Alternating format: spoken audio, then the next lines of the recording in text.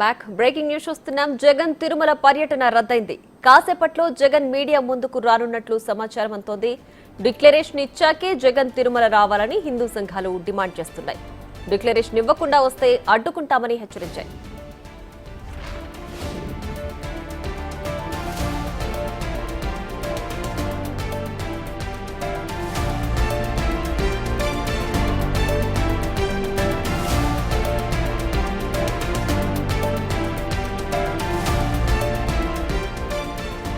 జగన్ తిరుమల పర్యటన రద్దయింది.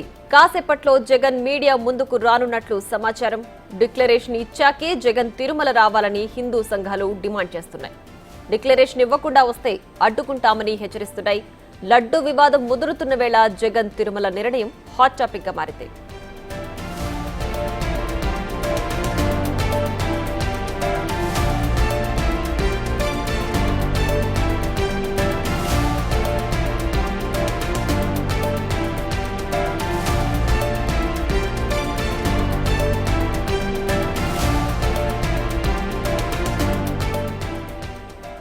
ఇక మరింత సమాచారం అమరావతి శివ ఫోన్ లైన్ లో అందిస్తారు. శివ, చెప్పండి.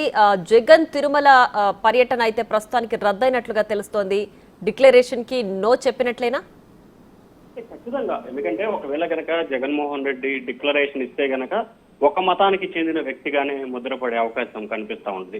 సో ఈ నేపథ్యంలో డిక్లరేషన్ కనుక ఇస్తే ఒక మతానికి చెందిన వాడిగా ముద్రపడితే మిగిలిన మతాల నుంచి ఇబ్బందికర వాతావరణం ఉంది. ఎప్పుడు కూడా ఒక రాజకీయ పార్టీకి నాయకుడికి సంబంధించి ఒక పార్టీ అధినేత కూడా అన్ని కులాలకి అన్ని మతాలకు కూడా ఒకే నాయకుడిగా ఉండాల్సిన పరిస్థితి ఉంటుంది. అది వ్యక్తిగతంగా ఎవరి మతాలు ఎవరి దేవుళ్లపై ఎలాగున్నా కానీ ఒకే స్థాన్ని కొనసాగించాల్సిన పరిస్థితి అయితే ఏర్పడింది.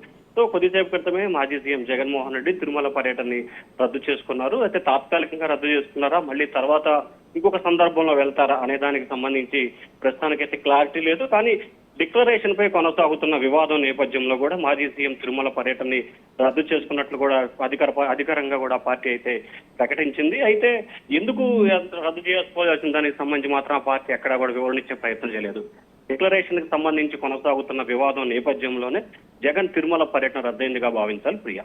రైట్ శివ, అయితే ఇన్ని రోజులు అనేక మార్లు జగన్ తిరుమల పర్యటన చేశారు, సందర్శించుకున్నారు శ్రీవారిని. ఎప్పుడూ లేని డిక్లరేషన్ ఇప్పుడే ఎందుకు వచ్చింది అని చెప్పి కూడా వైసీపీ నేతలు ప్రశ్నిస్తున్నారు. సో దీనికి రెండు రకాల అంశాలని ప్రధానంగా ప్రస్తావించాల్సిన పరిస్థితి కనిపిస్తూ ఉంటుంది.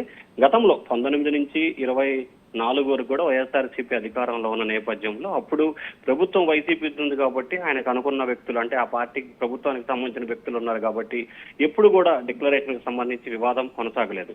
కానీ గతంలో జగన్మోహన్ రెడ్డి తిరుమల పర్యటనకి వెళ్ళినప్పుడు, అలాగే 2014 నుంచి 19 వరకు వెళ్ళినప్పుడు కూడా ఇదే డిక్లరేషన్ సంబంధించిన వివాదం అప్పట్లో పెను దుమారాన్ని కూడా లేపింది. 2009 టైంలో కూడా అప్పటి మేము రాజశేఖర రెడ్డి కూడా, అంటే అప్పుడు ముఖ్యమంత్రి రాజశేఖర రెడ్డి కూడా స్వయంగా డిక్లరేషన్ ఇచ్చిన పరిస్థితి కూడా అప్పట్లో మనం ప్రధానంగా చర్చించుకోవాలి. సో ఈ నేపథ్యంలోనే ప్రస్తుత పరిణామాల నేపథ్యంలో, ఎందుకంటే తిరుమల తిరుపతి దేవస్థానానికి సంబంధించి లడ్డు వ్యవహారం కొనసాగటం, అలాగే 2024 ఎన్నికల్లో ఆయన సమర్పించిన అఫిడవిట్ లో ఒక మతానికి సంబంధించిన వ్యక్తిగా అందులో ఆయన అఫిడవిట్ ఇచ్చిన నేపథ్యంలో ప్రస్తుతం ఈ దుమారం అయితే కొనసాగుతుందని చెప్పి కూడా మనం భావించాలి.